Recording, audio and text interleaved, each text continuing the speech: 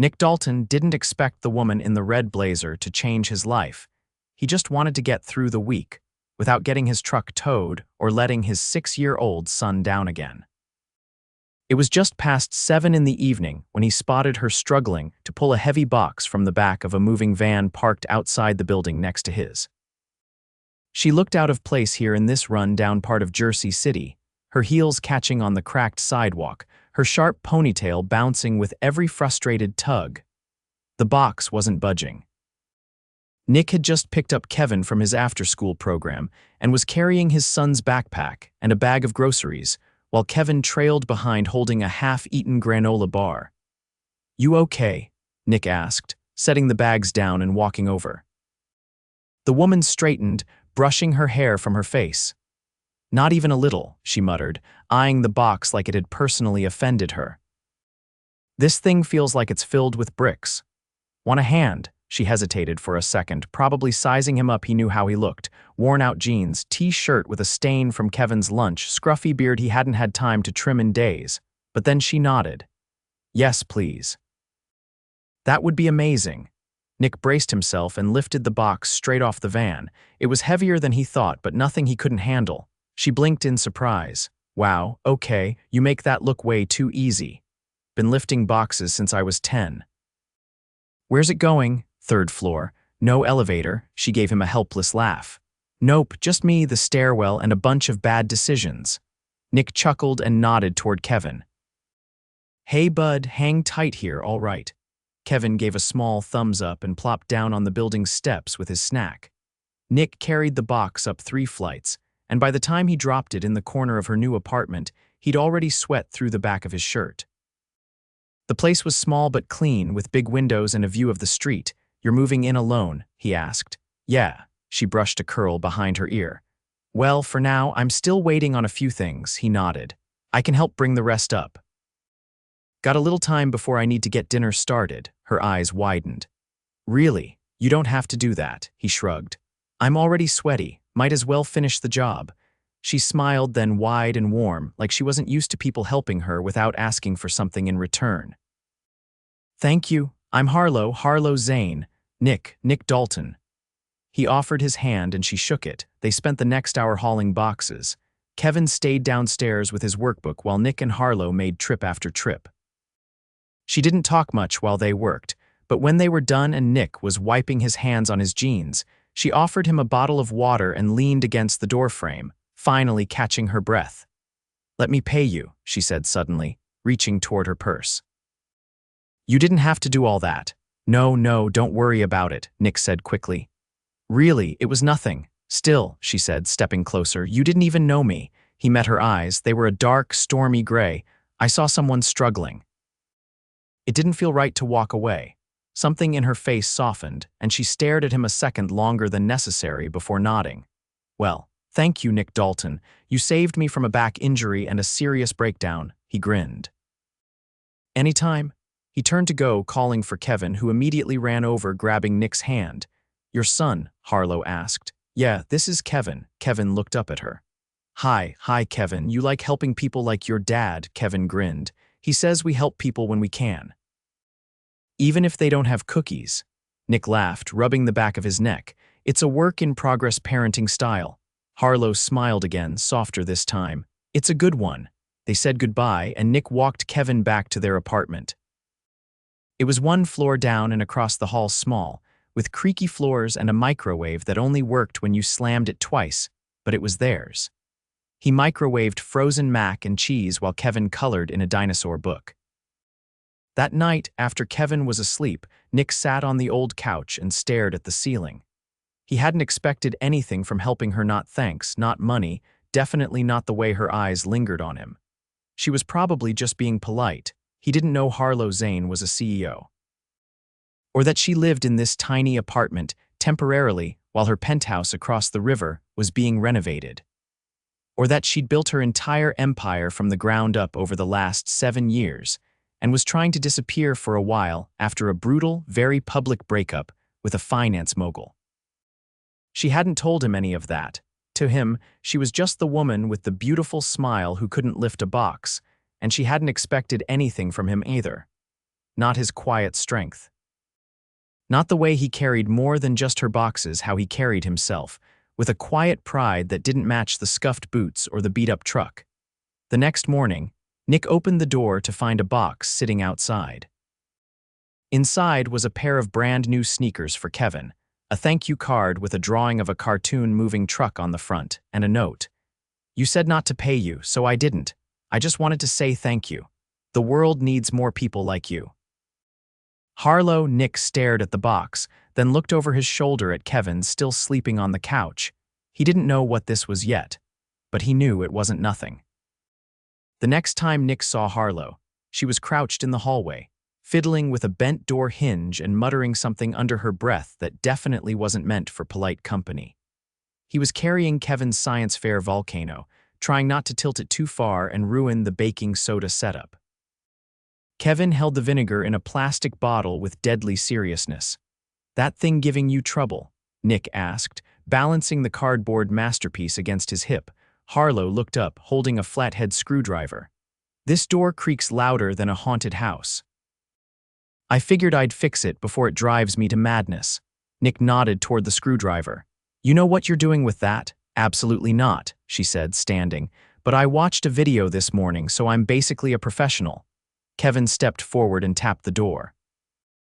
"It's probably the pin. My teacher says if something squeaks, it's usually a pin." Harlow blinked. "Well, there's my new favorite mechanic," Nick laughed. "We're heading to the school volcano judging day." She looked down at Kevin's project. "That's incredible." "Did you make that?" Kevin puffed his chest. "I did the lava part. Dad helped with the glue. He says glue and lava are both dangerous if you don't know what you're doing." "Wise man," she said, smiling. Nick shifted the volcano. "You want help with that door?" "I've got a wrench and some WD-40 somewhere." "I'd love that," she said, brushing her hands on her jeans. "But only if you let me return the favor. Dinner, maybe, my treat." Nick paused. It wasn't that he didn't want to say yes. It was just that his life didn't usually leave room for things like that, not with everything else. "All right," he said finally. "But only if I get to pick the place. There's a diner down the street that serves the best grilled cheese in the state." She raised an eyebrow. "You're trying to impress me with grilled cheese." "I wouldn't dare. The sandwich speaks for itself." She laughed, and Kevin beamed like he'd just orchestrated the entire exchange. Later that night, after Kevin had fallen asleep watching an animal documentary, Nick changed into a clean shirt and met Harlow outside her door. She wore dark jeans and a soft gray sweater, her hair down this time. There was something easier about her tonight, like she'd finally exhaled after holding her breath too long. The diner was quiet, the kind of place with cracked leather booths and a jukebox that only played the first 20 seconds of any song. They ordered grilled cheese and tomato soup, and Harlow surprised him by asking for extra pickles. "So," she said, stirring her soup, "what's your story?" Nick leaned back. "That's a loaded question." "I like loaded questions." He watched her for a beat, then nodded. "All right. I work at a garage in Hoboken part-time, was full-time until last year, but things changed." She waited, not pressing. "My ex took off 3 years ago. No warning. One day she was there, the next she wasn't, left a note and a duffel bag of Kevin's clothes." "I figured it out." Harlow's expression didn't change, but her eyes sharpened. "We've been figuring it out ever since," Nick said. "It's not glamorous, but I make sure he's fed, housed, and loved. That's the job." She set her spoon down. "That's more than most can say. Especially the loved part." "What about you?" he asked. "Where'd you come from before this place?" For a second, she didn't answer, then she reached for her water. "Manhattan," she said. "I was living in a penthouse off Park Avenue. Had a view of the river, personal chef, everything." Nick blinked. "You serious?" "Dead serious. That's a long fall to a third-floor walk-up in Jersey." She laughed softly. "I jumped. No one pushed me." Nick tilted his head. "Why?" "Because when you spend every day pretending you're someone else, eventually you forget who you actually are. And when that happens, you either stay pretending or you start over." He looked at her, really looked. "You don't seem like someone who runs." "I don't," she said. "I rebuild. It just takes time." They finished dinner and walked back under the flickering streetlights. At the front steps, she paused. "Thanks for tonight," she said. "I needed something quiet," he nodded. "So did I." Then, without thinking, she leaned in and kissed his cheek. It was quick, but it landed like a punch to the chest. She stepped back, clearly surprised by her own boldness. "Sorry," she said quickly. "I didn't mean to." "It's fine," he said, clearing his throat. "Was nice." They stood there for a beat, the air between them suddenly charged. "I should go check on Kevin." "Of course." She turned and unlocked her door, but before stepping inside, she looked over her shoulder. "Nick." "Yeah, I meant it. About the rebuild. I think you're better at it than you know." He watched her disappear behind the door, the hallway going still again.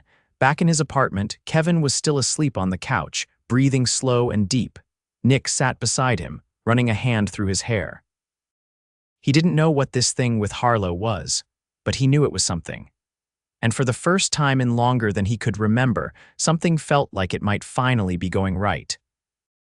Nick wasn't sure when it started to feel normal. Harlow showing up at their door on Sunday mornings with 2 paper bags from the bakery on Monroe and a small carton of strawberry milk for Kevin.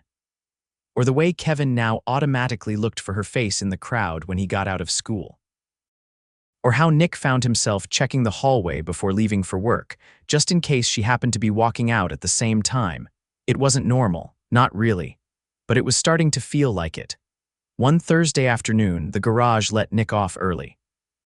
He picked Kevin up and walked home under a sky heavy with the scent of rain.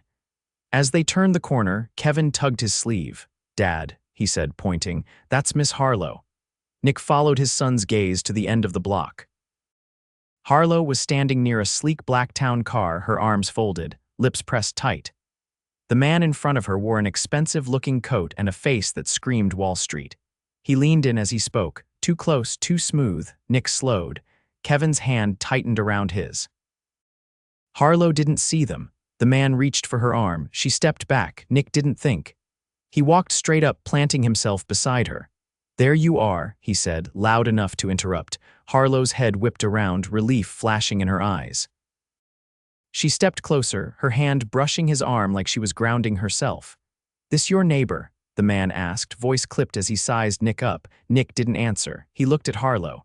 "You good?" She nodded once, sharp and sure. The man gave a hollow laugh. "Unbelievable. You disappear for 6 weeks, move into a dump, and now you've got some mechanic playing hero." Nick's jaw twitched. "You need to leave. This doesn't concern you." "It does if she's uncomfortable." Harlow's voice cut in, clear and cold. "I told you I'm done, Garrett."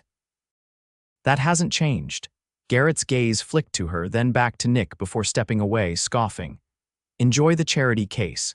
He stalked to the car. The door slammed behind him, and the engine roared as the car pulled away. They stood in silence. Kevin looked up at her.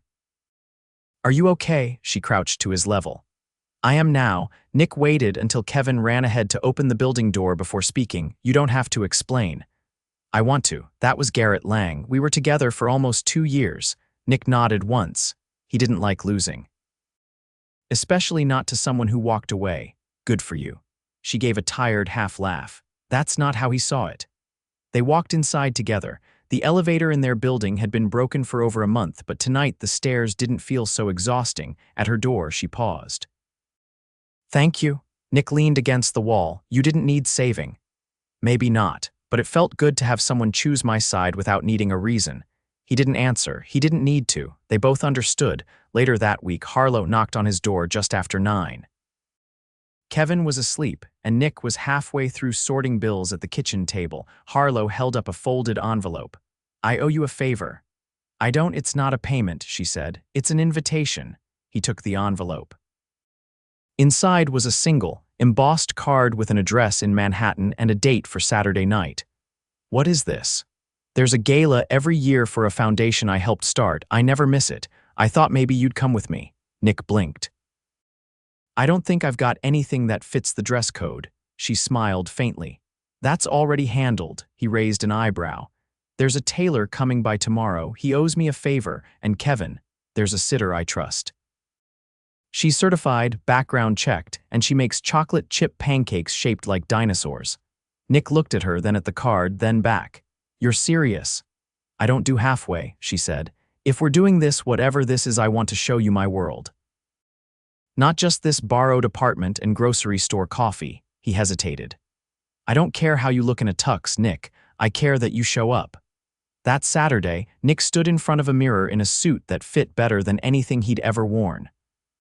Kevin gave an impressed whistle as he handed his dad a pair of cufflinks shaped like tiny wrenches. "They're from Miss Harlow," he said. "She said they're a joke, but also not." Nick smiled, fastening them. When he stepped outside, Harlow was waiting by a car that looked like it belonged in a movie. She wore a deep navy dress that shimmered under the streetlight, her hair swept up, eyes lined with something that made them look even more intense. "You clean up dangerously well," she said, stepping forward. "I was about to say the same." The ride into the city was quiet but not tense, just charged. When the car pulled up in front of a towering glass building flanked by velvet ropes and camera flashes, Nick reached for her hand. "You sure about this?" She looked at him like he'd missed the point entirely. "I've never been more sure of anything." He nodded, squeezed her hand, and stepped out into the lights. He didn't know the names of the people who turned to look, didn't recognize the flashes or the whispers. But he knew the feel of Harlow's fingers in his, and the way she straightened a little taller when she looked at him like he was someone who belonged there.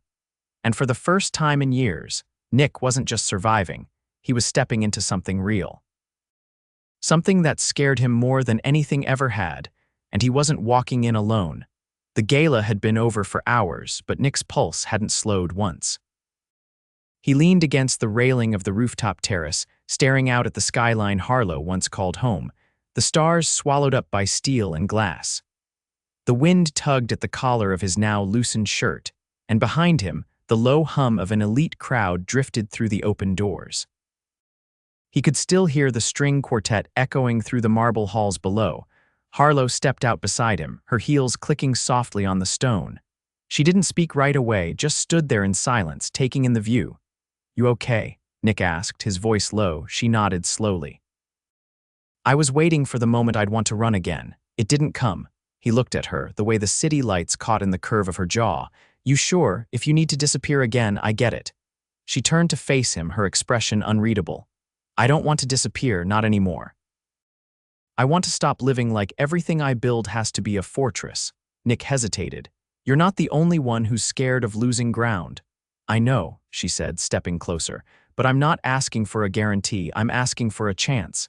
He didn't answer right away. His hands were still in his pockets, but his chest ached with everything he wasn't used to saying out loud.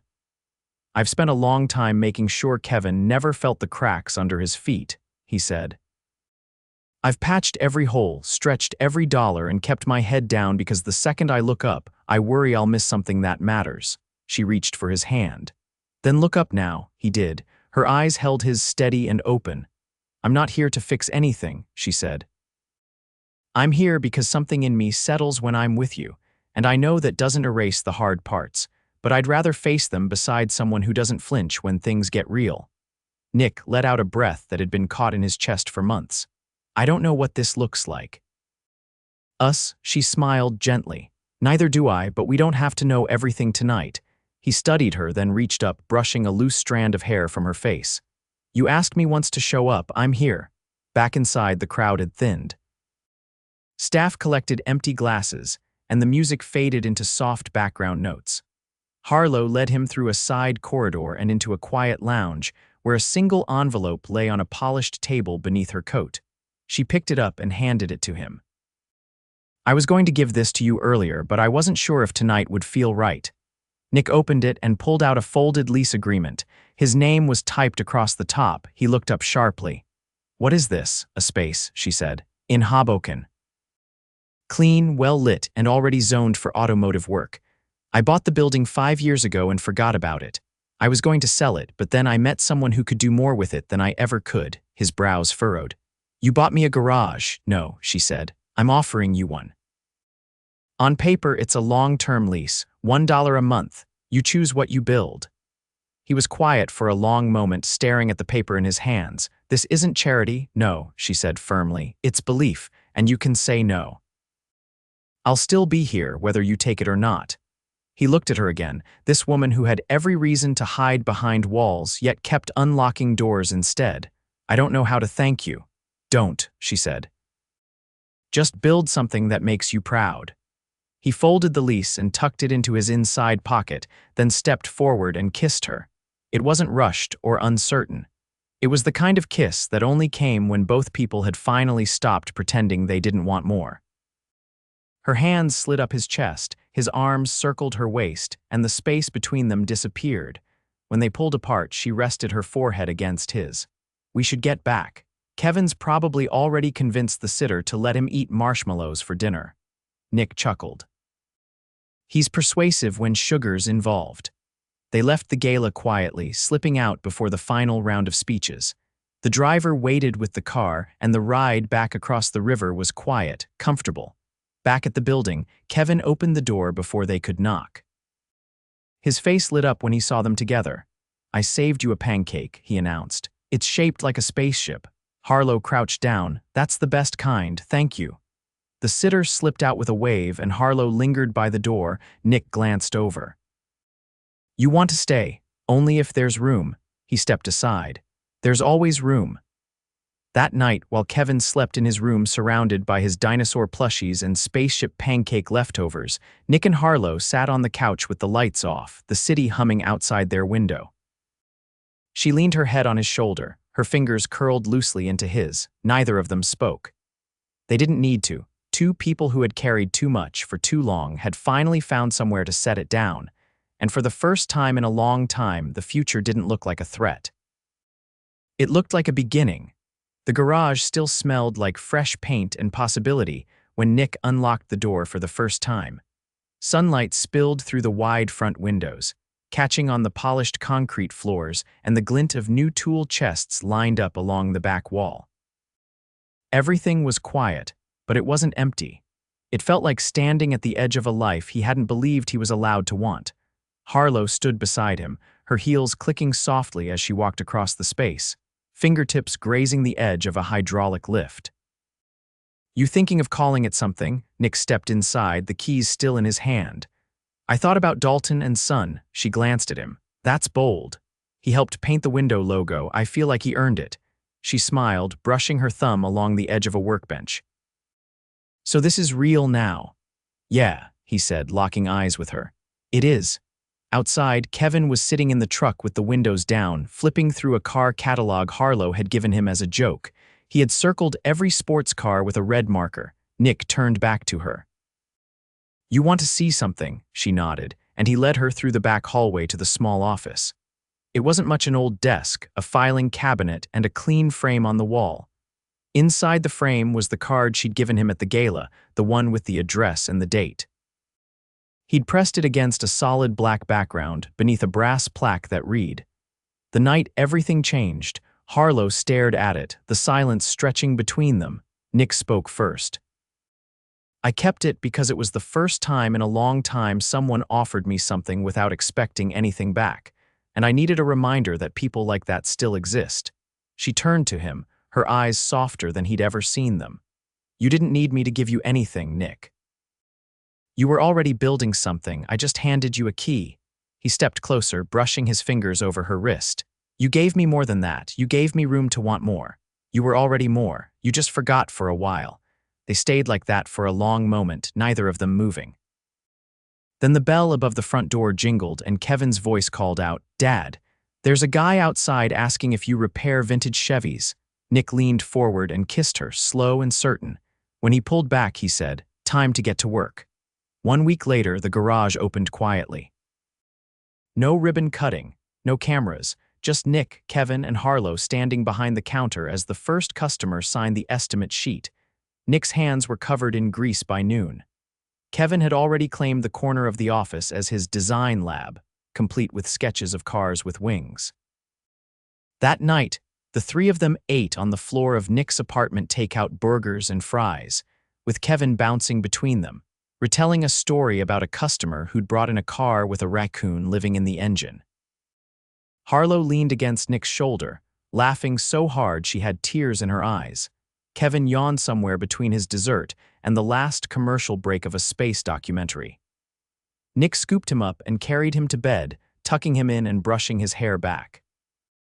When he returned to the living room, Harlow was standing by the window, her arms crossed as she looked out at the city lights.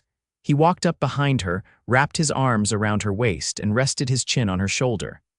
"I'm not going back," she said quietly, "to the old life. I thought I missed it, but I don't, not any part of it." "I never thought you would," he said.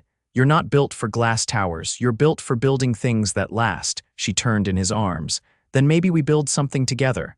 They didn't need to say it, it was already happening. 2 months passed, and the garage was booked solid. Nick hired one of his old coworkers to help with the overflow, and Kevin insisted on sweeping the floor every Friday for pay, which Harlow matched with chocolate coins wrapped in gold foil.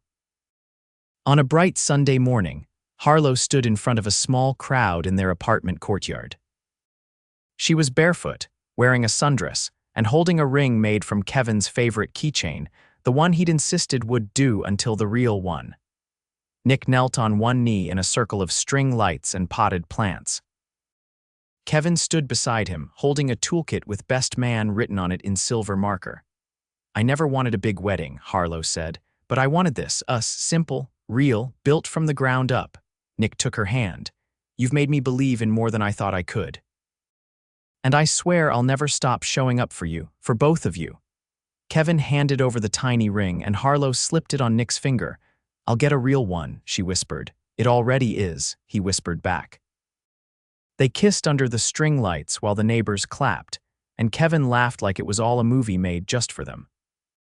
Later that night, after the courtyard cleared and Kevin had fallen asleep holding a flashlight and an auto manual, Nick and Harlow lay in bed, limbs tangled, her head resting on his chest. "I used to think love had to be complicated," she murmured. "That it had to come with drama and power plays and everything that made headlines." He kissed the top of her head. "You were just looking in the wrong rooms." She looked up at him. "Not anymore." Outside, the city buzzed as it always did, but inside that tiny apartment, time slowed. There were no secrets left, no doubts, no unfinished sentences. Just the warmth of a home that had been found instead of built, a family formed not by accident but by choice. And love, honest, ordinary, extraordinary love, settled in like it had always belonged there.